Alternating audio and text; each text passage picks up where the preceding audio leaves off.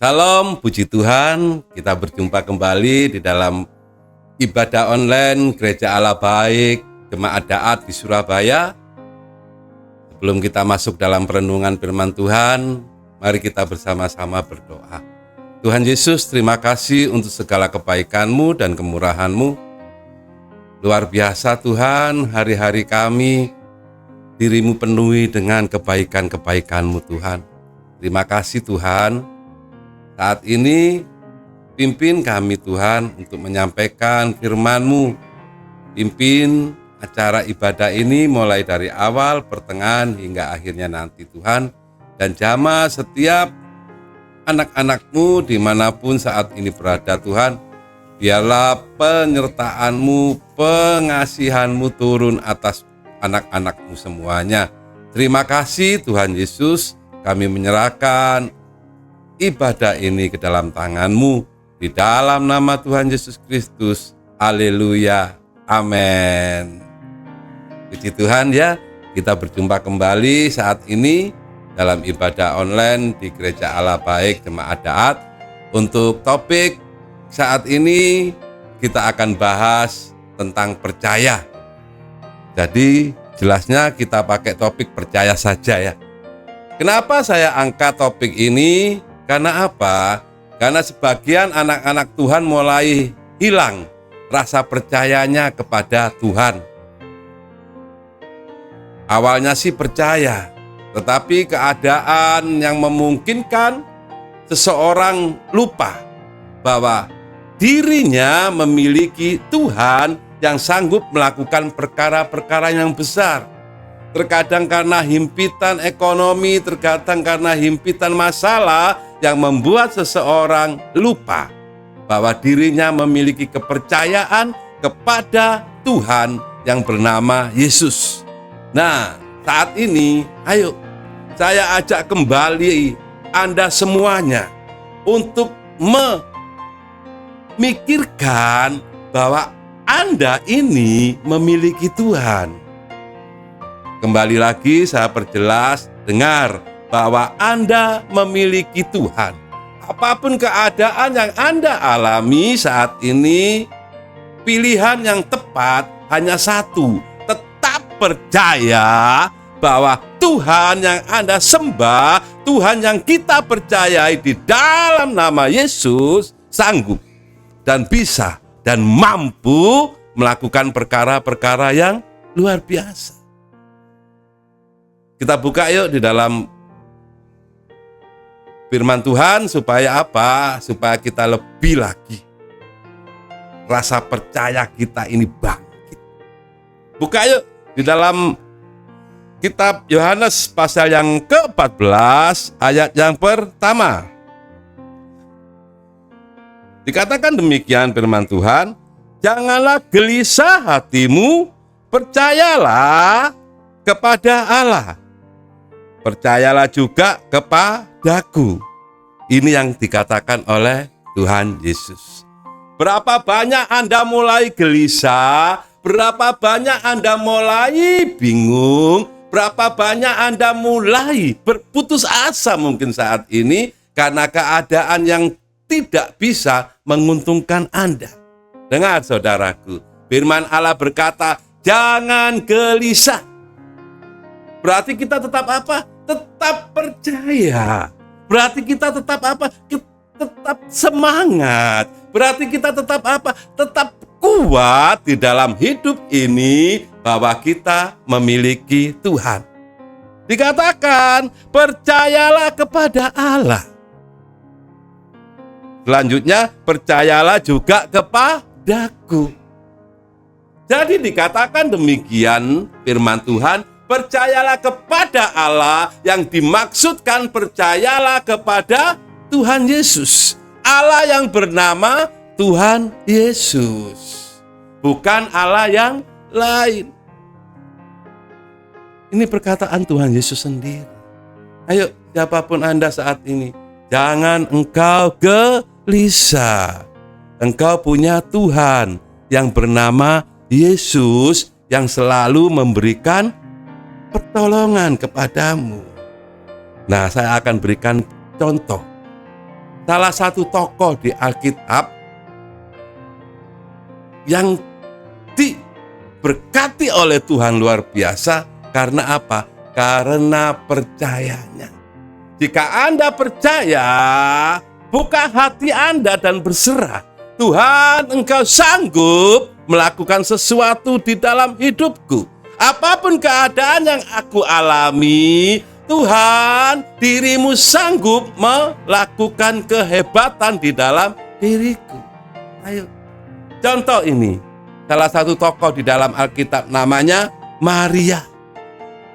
Maria ini percaya bahwa Tuhan itu sanggup melakukan perkara-perkara yang hebat. Dan Maria ini hanya percaya dan berserah bahwa sesuatu terjadi yang luar biasa di dalam hidupnya. Dan perlu Anda catat, arti Maria adalah yang terkasih. Nah, yuk kita bahas sebentar tentang Maria. Kenapa sih Maria ini percaya meskipun itu sangat menyulitkan bagi posisinya dia? Tetapi Maria percaya dan Maria mendapatkan sesuatu atau berkat yang luar biasa di dalam hidupnya. Ayo kita buka di dalam Lukas. Kita buka dalam Lukas pasal yang pertama, mulai ayat 38. Dikatakan demikian, apa sih yang dilakukan Maria ketika Maria percaya? Apa yang dibuat oleh Maria ketika Maria percaya? Apa yang dimiliki sikap Maria ketika Maria percaya? Katakan demikian, Lukas pasal 1 ayat 38, kata Maria, dengar saudaraku, sesungguhnya aku ini adalah hamba Tuhan, jadilah padaku menurut perkataanmu itu. Lalu malaikat itu meninggalkan dia. Apa yang dilakukan Maria? Maria berserah diri kepada Tuhan. Dikatakan, aku ini adalah hambamu. Berapa banyak saudara saat ini yang tidak menyadari bahwa Anda adalah hamba Tuhan. Pengertian hamba di sini, kita ini sepenuhnya berserah kepada Tuhan. Ayo siapapun Anda saat ini, Anda mungkin sudah percaya, tetapi Anda tidak merendahkan hatimu kepada Tuhan. Serahkan hidupmu, ini aku Tuhan. Inilah hambamu, inilah anakmu, inilah kekasihmu.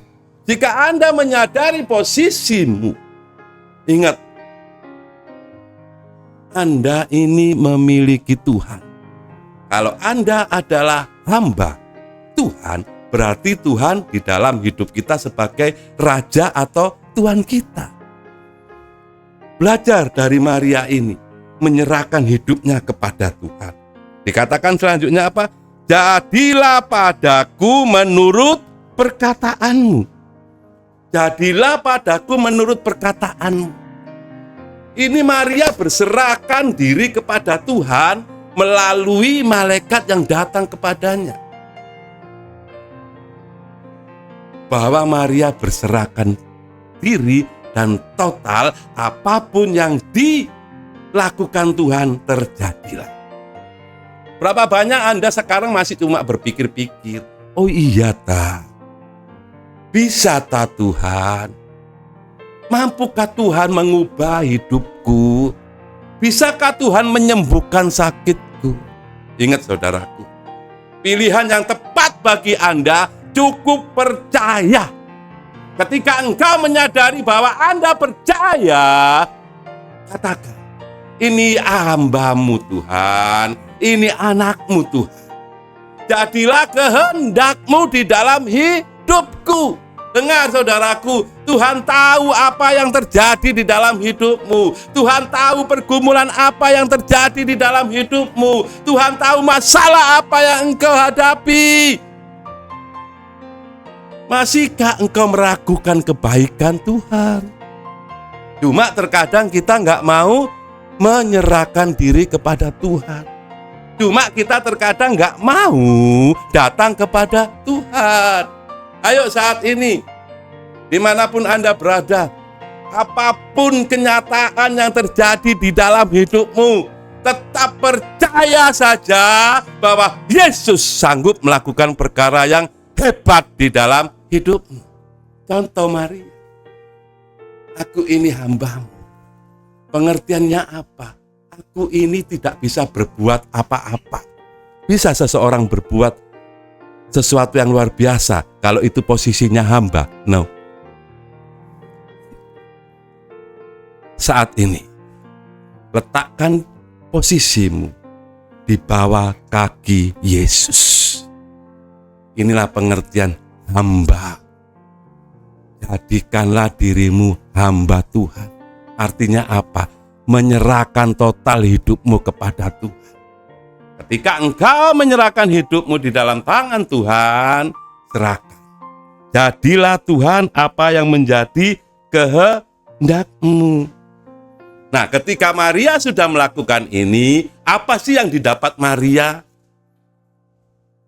Ingat saudaraku, kalau Anda percaya, kalau kita percaya, Tuhan itu mampu melakukan luar biasa hebatnya di dalam hidupmu. Kita buka ya, berkat apa sih yang diterima Maria ketika Maria menyerahkan hidupnya kepada Tuhan? Meskipun waktu itu ada sesuatu yang berkecamuk di dalam hati Maria, tetapi Maria memiliki satu pilihan, percaya saja bahwa Tuhan itu sanggup melakukan perkara yang luar biasa. Ini berkat apa yang diperoleh oleh Maria? Pertama, beroleh kasih karunia. Setiap orang yang percaya kepada Tuhan, menyerahkan hidupnya kepada Tuhan, dan berharap kepada Tuhan, dan menempatkan dirinya sebagai hambanya Tuhan, apa yang terjadi? Di sini Maria mendapatkan kasih karunia. Ini yang pertama. Kita buka yuk supaya kita jelas kasih karunia apa yang didapat oleh Maria. Lukas pasal 1 ayat 28. Lukas pasal 1 ayat 28 dikatakan demikian. Ketika malaikat itu masuk ke rumah Maria, ia berkata, "Salam, hai engkau yang dikaruniai Tuhan." Ingat, yang dikaruniai Tuhan. Tuhan menyertai engkau. 29, Maria terkejut mendengar perkataan itu, lalu bertanya di dalam hatinya, apakah arti salam itu? 30, kata malaikat itu kepadanya, jangan takut hai Maria, sebab engkau beroleh kasih karunia di hadapan Allah. Berkat yang pertama yang diperoleh oleh Maria adalah kasih karunia. Pengertian kasih karunia ini belas kasih Tuhan, ketetapan hati Tuhan, keinginan hati Tuhan diberikan di dalam diri Maria. Ini berkat pertama yang diberikan Tuhan kepada Maria. Karena apa? Karena Maria percaya mendapatkan kasih karunia. Berkat yang kedua, Maria beroleh kuasa Allah. Diberi kuasa Allah oleh Tuhan. Lukas pasal 1 ayat 35. Lukas pasal 1 ayat 35 dikatakan demikian. Jawab malaikat itu kepadanya, Roh Kudus akan turun atasmu dan kuasa Allah yang Maha Tinggi akan menaungi engkau, sebab itu anak yang akan kau lahirkan itu akan disebut kudus, anak Allah. Nih, berkat yang kedua. Apa yang didapat oleh Maria? Kuasa Allah turun dalam kehidupan Maria. Kasih karunia Allah turun dalam kehidupan Maria. Penyertaan Tuhan turun dalam kehidupan Maria. Berkat yang pertama, kasih karunia diperoleh oleh Maria. Berkat yang kedua, kuasa Tuhan diberikan oleh Maria. Nah, yang ketiga, ini saya tulis di sini ada berkat sampai 3 yang dimiliki oleh Maria. Berkat yang ketiga yang diperoleh oleh Maria karena Maria percaya adalah nama baik. Lukas pasal 1, 41, 42. Lukas pasal 1, 41 dan 42 dikatakan demikian. Dan ketika Elisabet mendengar salam Maria, melonjaklah anak yang di dalam rahimnya, dan Elisabet pun penuh dengan Roh Kudus. Lalu berseru dengan suara nyaring, dengar saudaraku, diberkatilah engkau di antara semua perempuan, dan diberkatilah buah rahimmu. Maria memiliki berkat yang luar biasa di dalam hidupnya. Dan berkat itu sampai di dalam rahimnya. Alkitab mengatakan demikian. Dan sampai sekarang nama Maria dikenang. Sampai sekarang Maria dikenal dengan nama yang baik, bukan nama yang buruk. Jadi dengar saudaraku, ketika Anda menghadapi sesuatu, ketika Anda menghadapi keadaan yang tidak menguntungkan bagi Anda, dengar, pilihannya cuma satu, jangan pilih yang lain. Pilihannya cuma percaya saja. Sekali lagi, cuma percaya saja. Kepada siapa? Kepada Tuhan Yesus. Ketika engkau mengalami keadaan yang buruk, ayo percaya. Jangan engkau putus asa, jangan engkau menyesali hidupmu. Saya ingatkan kembali kepada Anda bahwa Anda itu memiliki Tuhan. Ayo bangkitkan kembali rasa percayamu yang mulai kendor mungkin, atau yang sama sekali sudah hilang. Siapapun Anda yang mendengar program ini, dimanapun Anda berada saat ini, ayo buka kembali hatimu. Kalau engkau sudah punya Tuhan di dalam nama Yesus, lebih percaya lagi. Jangan cuma asal percaya. Nah, ingat, Maria diberkati Tuhan ya. Anda pun juga bisa diberkati Tuhan. Asal percaya saja dan serahkan hidupmu ke dalam tangan Tuhan dan lakukan bagianmu.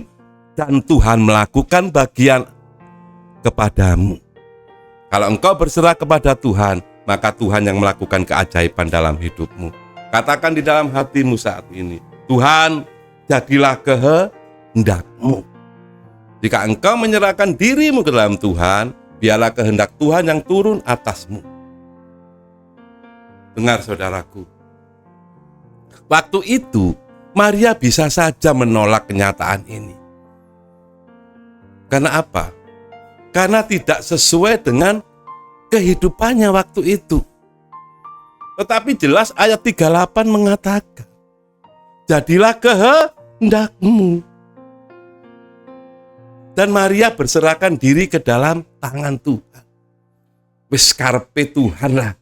Sudahlah, maunya Tuhan apa, yang penting aku berserahkan diri.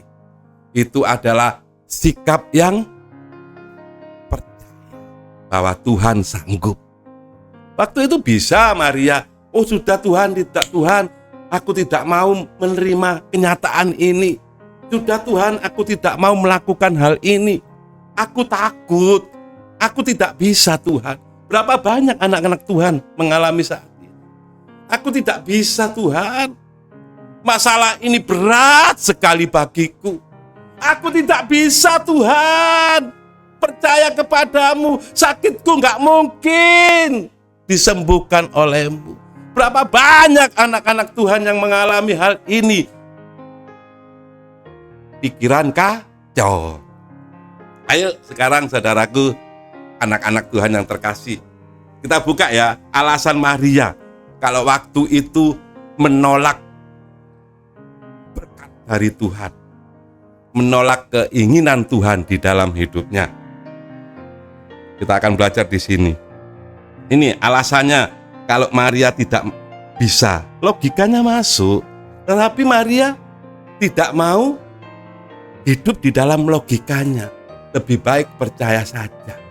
Jadilah kehendakmu Tuhan. Ini alasannya. Lukas pasal 1 ayat 27. Bisa saja Maria waktu itu menolak. Karena dirinya tidak bisa menerima hal ini. Tetapi Maria lebih percaya dalam hatinya daripada logikanya. Lukas pasal 1 ayat yang 27 dikatakan demikian, kepada seorang perawan yang bertunangan dengan seorang bernama Yusuf dari keluarga Daud, nama perawan itu Maria. Kalau waktu itu Maria berpikir demikian, aku masih perawan, aku nggak mau Tuhan melakukan sesuatu yang luar biasa di dalam hidupku. Bisa saja Maria tidak percaya dan tidak mau melakukannya. Karena Maria tidak tahu perkara yang besar terjadi di kedepannya. Tapi Maria dengan rendah hatinya, aku ini hambamu, jadilah kehendakmu. Alasan yang kedua, kalau Maria bisa menolak hal berkat yang luar biasa ini yang diberikan Tuhan. Lukas pasal 1 ayat 34. Lukas pasal 1 ayat 34 dikatakan demikian, kata Maria kepada malaikat itu, bagaimana hal itu mungkin terjadi karena aku belum bersuami. Ini alasan yang kedua, Maria bisa mencegah malaikat Tuhan ini memberikan kasih karunia dari Tuhan untuknya. Tidak malaikat Tuhan, aku kan belum bersuami, masa aku memiliki berkat khusus dari Tuhan? Tidak. Apa yang dilakukan oleh Maria? Maria percaya. Dengan sikap rendah hati menyerahkan hidupnya kepada Tuhan melalui malaikatnya. Aku ini hambamu, jadilah kehendakmu.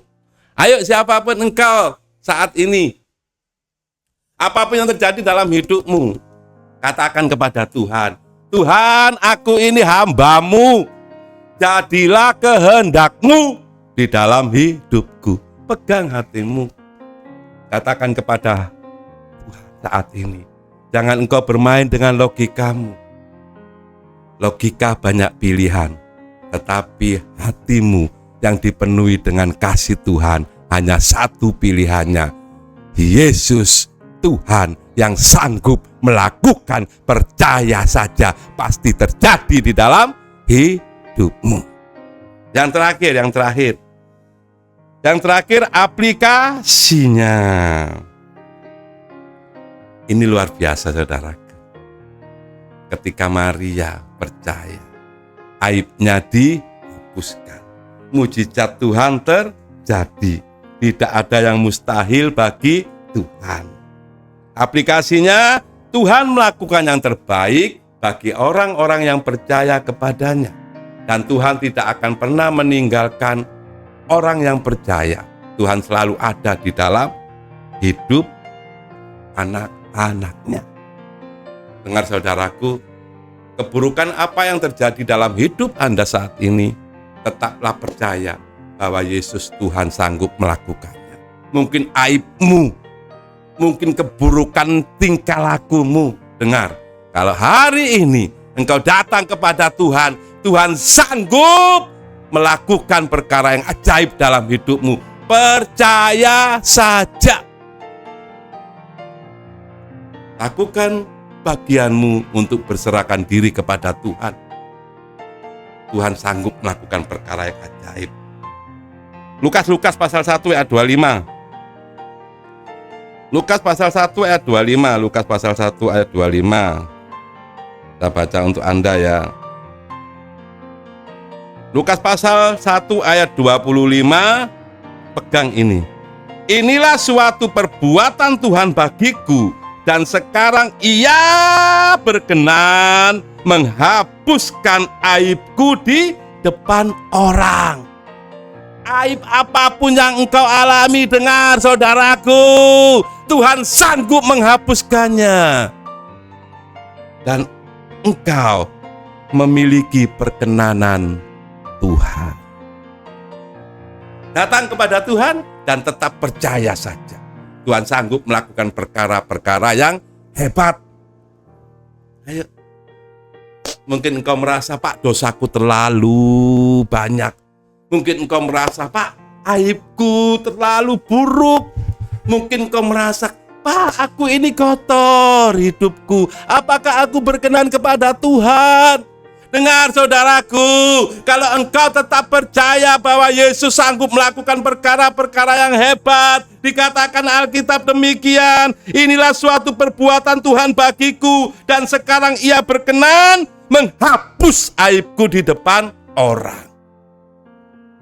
Halo?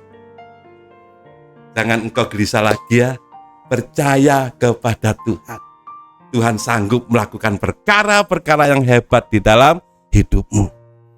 Sekali lagi, tidak ada yang mustahil bagi Tuhan. Tuhan sanggup melakukan perkara-perkara yang hebat. Tuhan sanggup melakukan perkara-perkara yang dahsyat. Ayat lagi 45. Lukas pasal 1 ayat 45 ini sebagai kekuatan Anda juga. Lukas pasal 1 ayat ke-45 dikatakan demikian. Oh, luar biasa hari ini ya. Dengar saudaraku, dengar. Lukas pasal 1 ayat yang ke-45, dan berbahagialah. Halo, dikatakan demikian apa? Dan berbahagialah ia yang telah percaya. Anda itu manusia yang berbahagia kalau Anda tetap percaya. Selanjutnya, sebab apa yang dikatakannya kepadanya dari Tuhan akan terlaksana.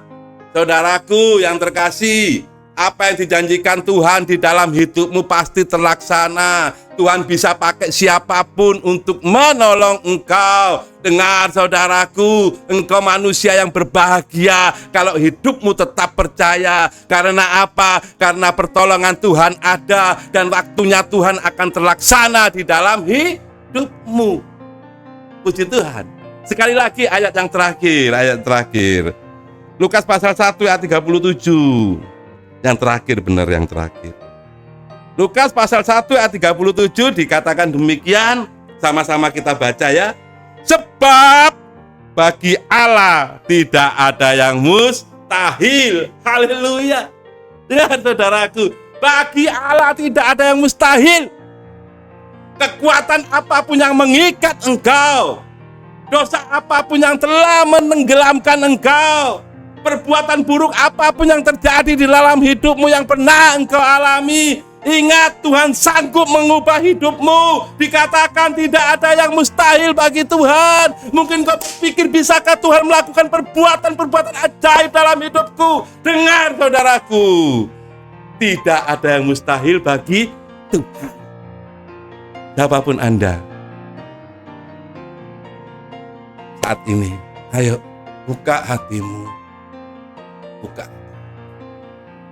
dan katakan kepada Tuhan,